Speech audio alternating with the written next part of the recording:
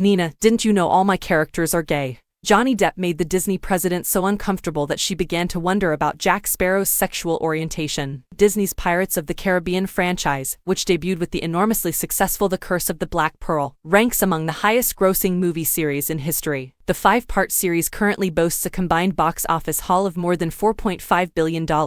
Even so, there was a time when neither the franchise nor its alluring star, Johnny Depp, inspired Disney to have high hopes for the future. Persistently committed to infusing his character, Captain Jack Sparrow, with a distinct yet fantastically idiosyncratic essence, Depp encountered a series of clashes with Disney executives. With a hefty $150 million investment at stake, the studio even began to contemplate the prospect of parting ways with Depp. Consequently, the question arises, how did the star renowned for 21 Jump Street effectively convince the studio that he was the impeccable match for the role? Johnny Depp made producers question Jack Sparrow's sexuality. Throughout his extensive career spanning decades, Johnny Depp has embodied a plethora of genuinely unconventional personas. Whether it's the eccentric Edward Scissorhands in Tim Burton's delightfully eccentric gothic romance from the 1990s or the enigmatic Willy Wonka in the 2005 rendition of Charlie and the Chocolate Factory, Depp, who has now reached 60 years of age, possesses an almost inherent knack for turning the quirkiest characters into captivating on-screen sensations. Depp boldly infused his portrayal of Captain Jack Sparrow in Pirates of the Caribbean with such a multitude of idiosyncrasies that even those engaged in the film's creation remained uncertain about the exact direction he intended for the character. They asked me, "Is he gay?" And I answered the question over the phone, he recalled during his interview with GQ.